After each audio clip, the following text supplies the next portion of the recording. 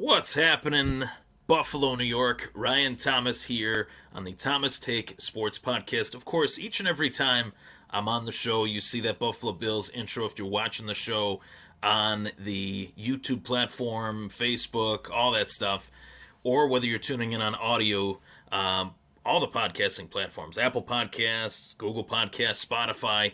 Of course, I am happy to announce that we have a guest on the show today. Today being Wednesday, that's usually the guest day for the show. The guest is the Hot Corner Athletics founder and CEO, Ronnie Bernick, joining the Thomas Take Sports Podcast. How's it going, Ronnie? I'm doing great. How are you? Thanks for having me. I really appreciate being here. Of course, of course. So I'm making my rounds through Lockport, running some errands, and I keep hearing about Hot Corner Athletics. And in the process of doing some daily errands, I Google it on my phone, see it located on Lincoln Avenue in Lockport, right across the street from my old stomping grounds on the baseball diamond, Lockport Little League, their fields, Ray Lee Fields in Lockport. And I stopped by, walked through the facility, got a chance to see some players training of all ages from, ages 10 to 17, 18. And talked to the lovely lady up front, and I said, "Who runs this place? This place is pretty cool. I wish I had a place like this when I was playing." Yep. And she said, "Ronnie Bernick," and I got in touch with you, and here we are. So, Ronnie, I gotta ask you, how did you get started with Hot Corner Athletics? What made you want to start your very own, training facility for baseball players? Yeah, so I started 2016 is when we opened, but it's pretty cool. I did it. My senior project in high school was actually on running a training facility. And it's funny because I was chasing the baseball dream myself. I ended up playing at Canisius. I'm from Pittsburgh, so I ended up coming up here to play at Canisius. And in the back of my mind always was, I want to give back to the game that gave me so much. And I had some really cool coaches growing up that created a really good experience for me. And so I always wanted to give back and, stay within the game as much as I could. And once baseball was over for me, I did the coaching thing and I coached at Niagara for 2 years and, worked with their hitters and stuff like that. But then once I got done doing that and I wanted to kind of start my career, I really wanted to get a facility going. And I knew that we could really help a lot of people because we were a lot different than just, training athletes. And I think the biggest thing that, with our philosophy and everything that we're all about now, which we'll get into a little bit later, but the biggest thing for me was being able to provide athletes and families an opportunity to get better, learn life skills. And so that's how this kind of started. But, with getting the facility actually rolling, I mean, I was just out of school. It wasn't like I had a job and was able to just, put my own money into it. So I got very lucky and had somebody help back me with getting the first facility started. And that's kind of how we got going. And we were in Amherst for the first 4 years, 5 years we were open, 4.5. And then we just moved out here in November where we did our first expansion project. And how has that expansion project been for you guys? You guys are out in the Amherst, Gettsville kind of area, and you're coming out to Lockport in a prime location, as I mentioned, right across the street from Rayleigh Fields, where you have kids of all ages, and as I said, generations upon generations playing at those fields over the course of X amount of years that those fields have been up. So, how has that helped attract little league kids to your business? I'm sure it has. Yeah, so we have space so we can accommodate everybody now. And in our old place, we got to a point where we had to turn some people away, which was never the goal. It was never the goal to tell people like, "Hey, I don't have room or space for you guys." And we got to that point. I think that's really why we wanted to push for a new spot. And this happened to be just the best place for us. And it's 4 times the size of what we had. And it's blown our program up. And all in 2021, it will be a year for me to remember for the rest of my life. I mean, we opened up this place. We had a kid debut in the major leagues. We had a kid go in the first round, and one of our guys pitched in the Olympics. So it was a really huge year for us from a professional standpoint. But we are now able to accommodate every single athlete we possibly can on both the baseball and softball side of things, and that was big for us because I don't like turning people away, especially because I think that we do a good job. And then we wanted to get into a space that we could handle and accommodate everybody. And tell me about that experience for you as a coach, having the opportunity to work with, blue chip prospects like Tyler Cross and Joe Mack, and throughout that year during, the I would say the later portion of COVID. What was that like for you to really have your greatest success in your business during a year where not many businesses were able to find that success during COVID? That was probably the most stressful time I've ever had as a business owner, regardless of the business itself. When you're talking about high profile athletes and we're talking high profile money and we're talking about going all over the country to make these things happen. I mean, that was the first time in a long time that we've had Major League Baseball scouts, high end, front office people all in one area at one time. And so, as much as it was stressful, it was a really cool experience for us because it really validated what we do. And the cool thing is all the people that have had all of that success are just awesome people. And I think that really goes to show that, like, just as much as, I have to put food on the table too, but just as much as I'm trying to run a business, it really is about the people. And I spent, all of last year really going around the country with a few of our guys to make sure that they were accommodated and that we were doing the best that we could by them. And so now a lot of our young kids are looking up to them saying, I train at the same facility and I see Joe Mack on a daily basis, or I train at the same facility as Matt Brash, who debuted with the Seattle Mariners.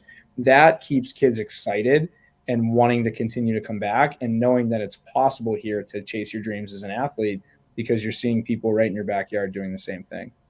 Exactly, and the quote unquote proof is in the pudding with walking into your facility, seeing all the jerseys of the players that have come Yeah. through your program that have been successful and have made it to the big stage. Which, Ronnie, I got to get your take on this. I've always said, just my opinion here, I think Major League Baseball, MLB, is the hardest league to break into as a professional athlete.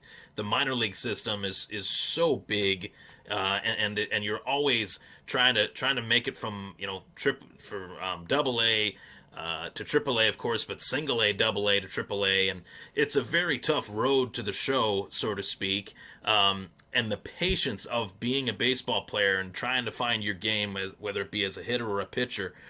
Do you find yourself being more of just much of a mental, mindset head coach or coach instructor than you do even just the sport itself, just based on how baseball is just such a tough sport to break into? Yeah, that's really our philosophy. So our philosophy is mind, body, skill, and in that order. Because I think the mindset, you got to, like, I look at numbers a lot when it comes to how many kids play in college, how many kids play professionally. 7% of all high school players will play in college, and 1% will play professionally, and less than 1% of those professional kids obviously will make it to the major leagues. So what are we really trying to teach in the game? What kind of experience are we giving these kids? And we can always focus on the body and the skill. Those things are always going to be there, and there are coaches that will always help kids get better. But what life skills are we teaching them? How are we handling adversity? How are we helping our kids handle adversity? So the majority of my job now, with kind of overseeing everything, is that's what I manage. I manage our pro athletes that are in slumps, like talking to them for hours on end on FaceTime to figure out what's going on in their head and how to get them out of that. Or, a kid that's allowing the game to speed up on him. What type of tactics can we use to actually get them to slow down a little bit and enjoy a game? We're playing a kid's game. So how can we take that back and enjoy the game? And, for a lot of the pro guys, money plays a major factor in this whole deal. So how can we throw that out the window and not really worry about that side of things and just enjoy being able to pick up a bat and a ball every single day and go and play a game that a lot of people wish they could play. So the mindset is by far the number one biggest foundation for us. I'm in the process of actually developing a 52-week online mental training program that we're giving to our athletes that are here. And I mean, giving it to them. So if you're training here, you have access to it because we value it so much. It really isn't about the money. At the end of the day, it's about how are we actually instilling good values into the kids and giving them ways that they can get through life. Because, I mean, just as well as I do, but once we hit the real world, if you will, Mhm. it's not easy and there's no manual how to get through it. So we're going to have some of those, mental life skills that can help us navigate some of those things.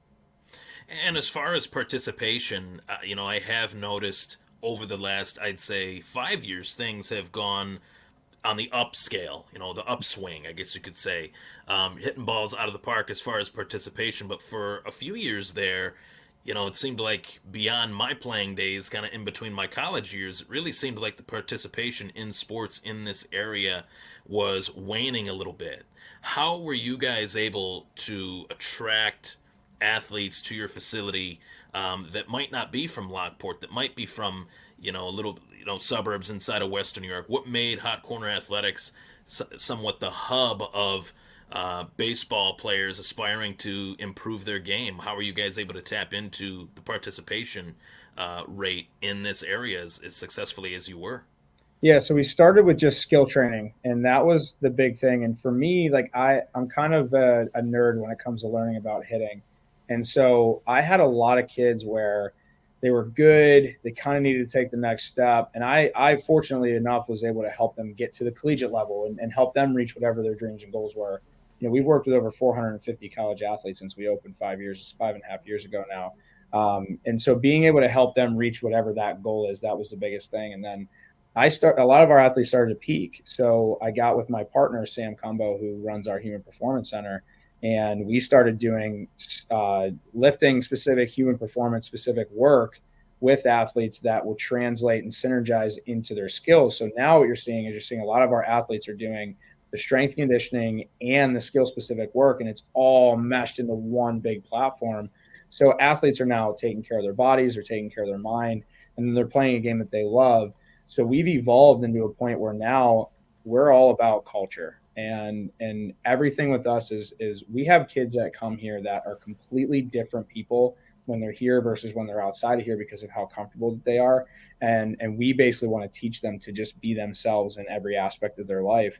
And so that's kind of how we've evolved it to where now it's an attraction because we're instilling confidence in kids. We're obviously instilling hard work ethic. We want high character people, and this is part of our core values. We want really high character people. We want you to be elite in everything that you do when it comes to school, being a good brother, teammate, family member, athlete, everything. Create a really good culture. And those are the types of things and be good leaders. And those are our staples to who we are. And that has nothing to do with the sport. If you learn to work hard, have high character, be a leader, and develop a good culture, we can go through those four specific things with you, then you're going to leave here happier than before you walked in because we're instilling values that might not be getting somewhere else. I really like that. It was always the motto for me: don't pass, don't play. That was if you don't pass, you don't play. That was the motto. Pass and play. Do what you need to do. Take care of the schoolwork, and obviously it'll allow you the opportunity that, as you said, to play a game. For some of us, the game ends sooner than others. For most of us, it does. And how is it? What would you say when you do have these players that do have the success that they have had over the years, like the Matt Brashes and guys like that have been able to break into the major leagues? What is your message? Like, how do you verbalize that to, let's say, a 15-year-old kid that you see might have a similar talent? How are you able to kind of temper his expectations and get him to say, hey, you need to do drills X, Y, and Z. You got a long way to go. Patience is a virtue. What is your message? How do you kind of break that down for an athlete? Yeah, so we go through goal setting. So it's 6 month, 1 year, 3 year, 5 year, 10 year goals, and I want them to think about it, and also give them the idea that hey, these goals can change at any time. You could come to me tomorrow and say, hey, I don't want to play baseball anymore, and I'm still going to care about you just as much as the day before. That doesn't matter to me whether you decide you want to play or not. But then also, like, yes, we're developing goals, and day to day we're trying to reach those goals, right, and work towards them, but we also really have to understand that we got to stay present and in the right now. And that's really the hardest part about it because, for me, even as a business owner, I look at where I want to be in 10 years and how I want to set my family up in 10 years and all this other stuff. But if I don't focus on the today or the now, there's no chance I'm going to get to where I want to be in 10 years. And that's really our biggest focus with the kids is we want to set goals. We want to have a process on how to get there, but we also want to stay present and be patient and understand that if we just take care of today, and then tomorrow we can take care of that day, and then the next day we can take care of that day, that will compound, and then we'll have a better shot of reaching our goals in 1, 5, or 10 years. Because I speak for myself in saying that if your training facility was available when I was playing, I would look at those jerseys on that wall, and it would be very hard for me to not look ahead and Yep. say, how can I should be up there soon. I want to be up there soon. Yep. So I just had to throw that question at you. I love the fact that you guys have a goal setting plan that allows these athletes, these kids especially, to kind of create an organized structure for themselves.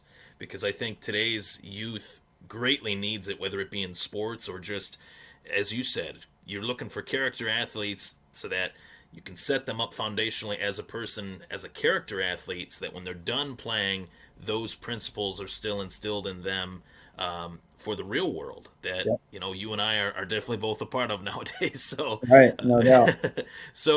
my next question for you: you mentioned your long-term goals and how you want to set up your family. You've got a really successful business, a business that I'm very appreciative just on the outside looking in that is available to kids in this community. And I thank you for everything that you've been able to provide these young athletes because it's really important to me. The state of baseball, the game of baseball has always been important to me growing up. I've been playing it, coaching it on and off the last 5-10 years.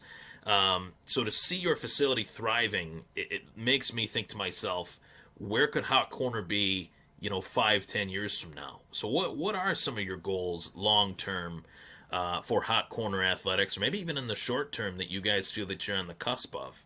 Yeah. So short term, we're trying to synergize to make sure that every staff member, every person that works for us, that actually is a part of us, understands our team atmosphere and make sure that we want to synergize our program so that every single athlete that comes in here has a plan to help them reach whatever their goals are.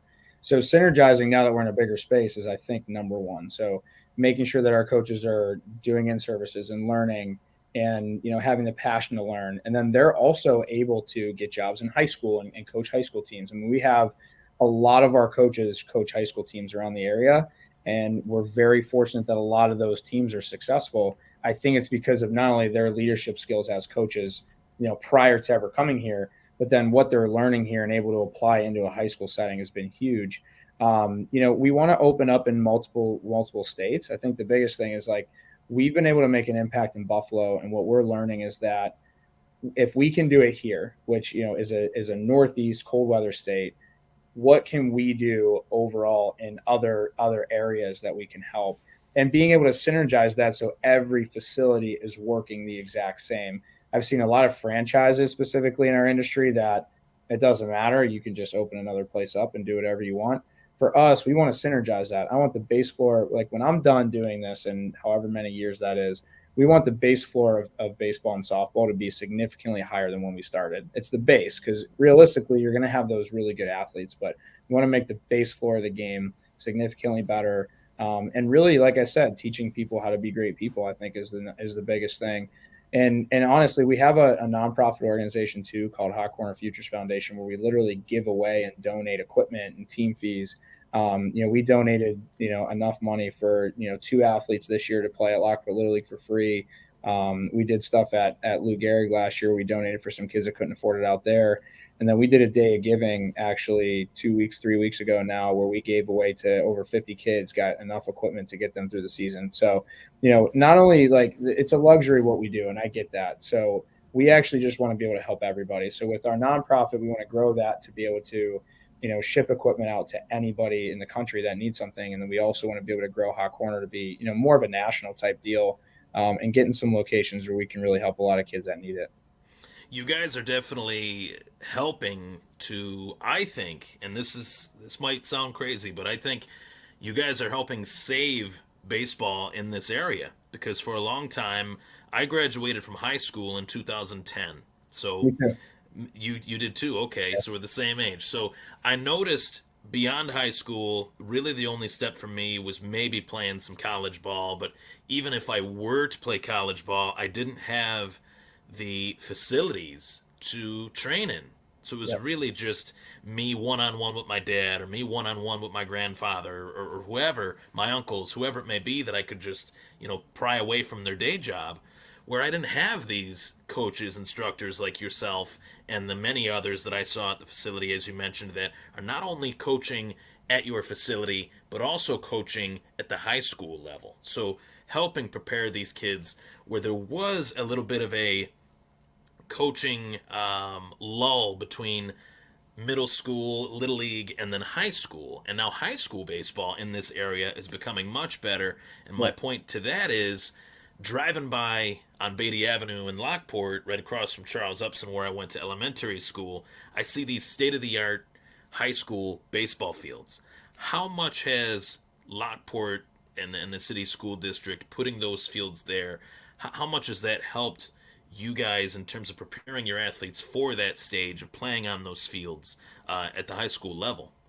Yeah, so the cool thing now is when I go to a game, I think we're lucky that I know probably at least 1 to 5 to 7, sometimes even 10 kids on a high school team. So if I go to a field, we're talking to parents and talking to athletes and watching video on, every single kid that we can possibly find at a school. So being able to actually work with Lockport Little League and Joe, who's a complex, right down the Yep. street from us too, that we're actually helping them. Like we're on the board with them to get tournaments started there and actually build up their program a little bit more too. So, working with Lockport Little League and Anjo and feeding all of those kids through the high school, we can really see that, Lockport itself is actually on a path to having some really good baseball in the next few years.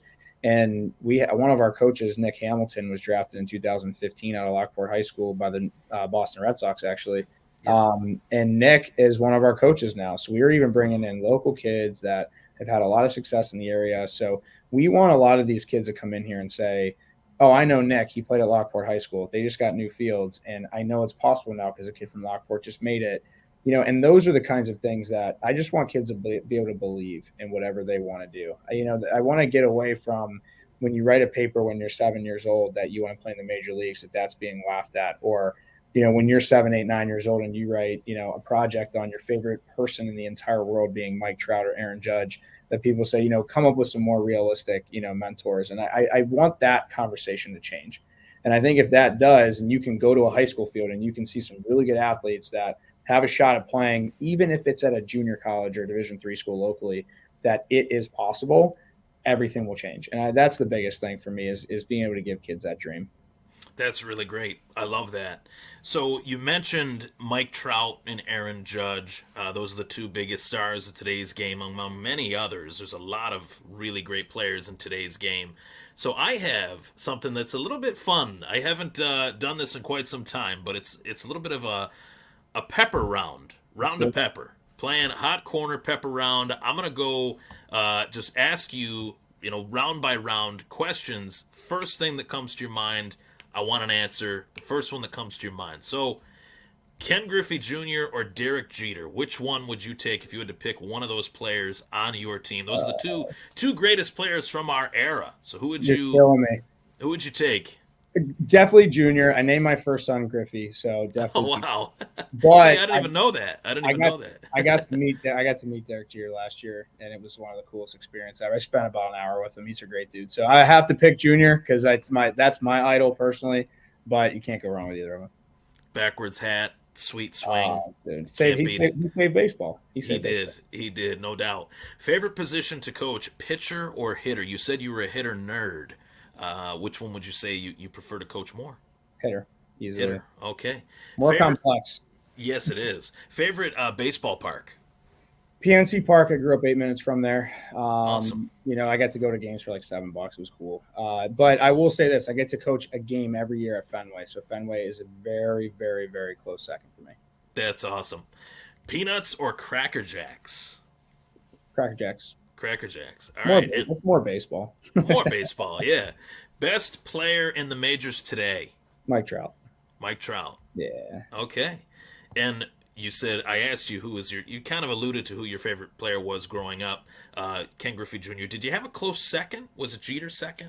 Would you say? Yeah, so I wore 24 my whole life, and then got to college because I was a shortstop and wore two. So like that's where that comes. That's in. where that comes in. Gotcha. So when I was a kid, like, and this, we play wiffle ball in the backyard, right? So you're playing wiffle ball in the backyard. I throw my hat on backwards. I do the old Griffey strut with the hands, and try to do the whole same thing that he does.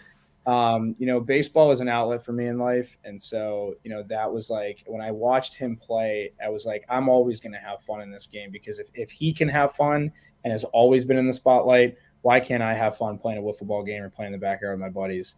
So that's my guy. I love him to death. I hope to meet him one day. He's like one of the only guys in baseball that I haven't met yet that I really want to. So he's definitely on the list. Who else have you had the pleasure of meeting in the baseball world?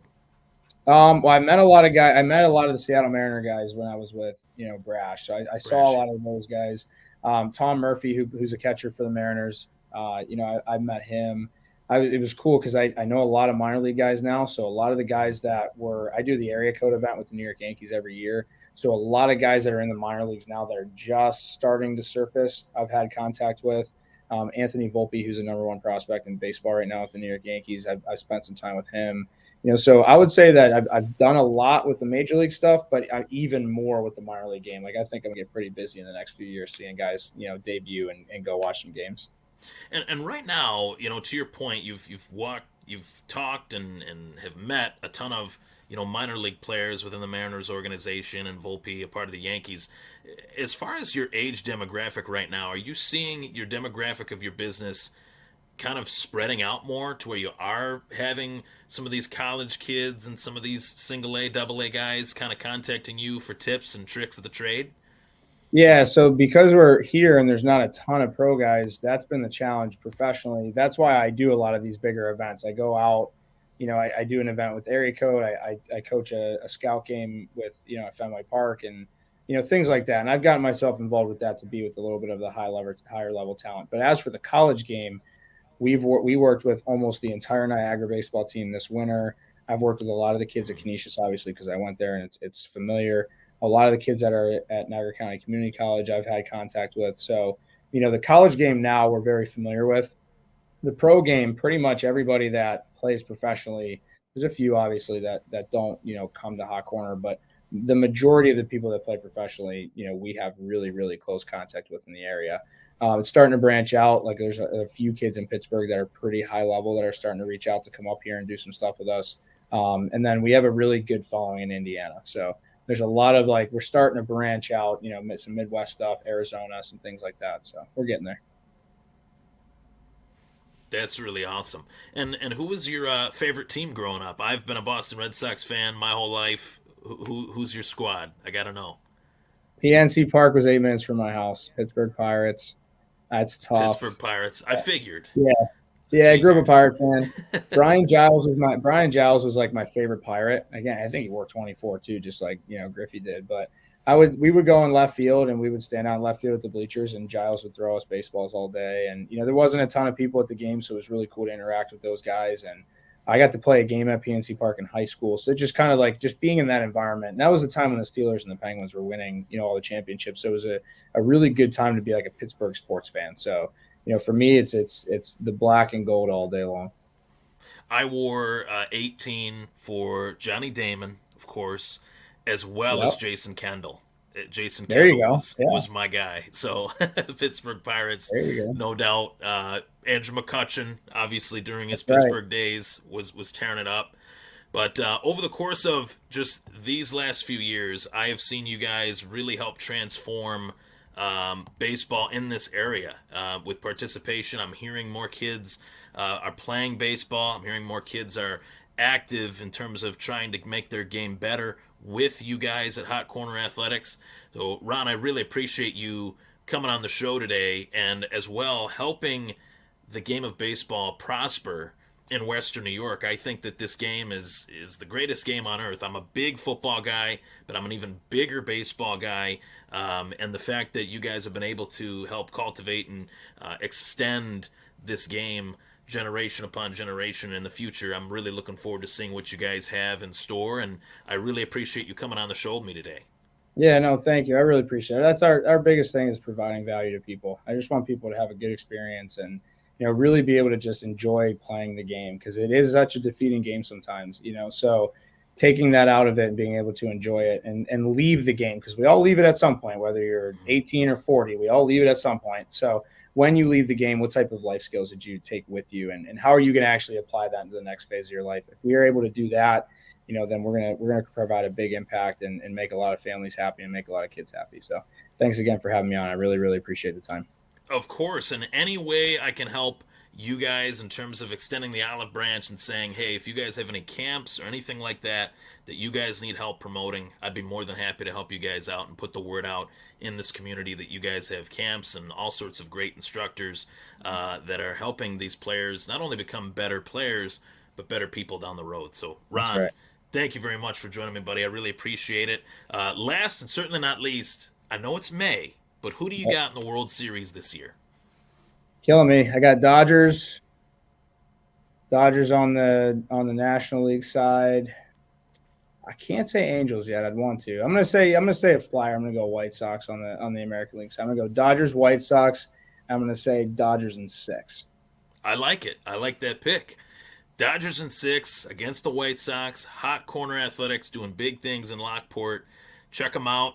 More info. Obviously, you see the ticker at hotcornerathletics.com. Info at hotcornerathletics.com via telephone 716-689-1000. He's going to help you guys bat 1000. See what I did Right. Let's do it. there? Let's do Take it. care, Ron. Thank you so much for joining me. Yeah, I really appreciate it. I appreciate it. Thanks so much. Keep up the great work. Thank you. Take care. Take care.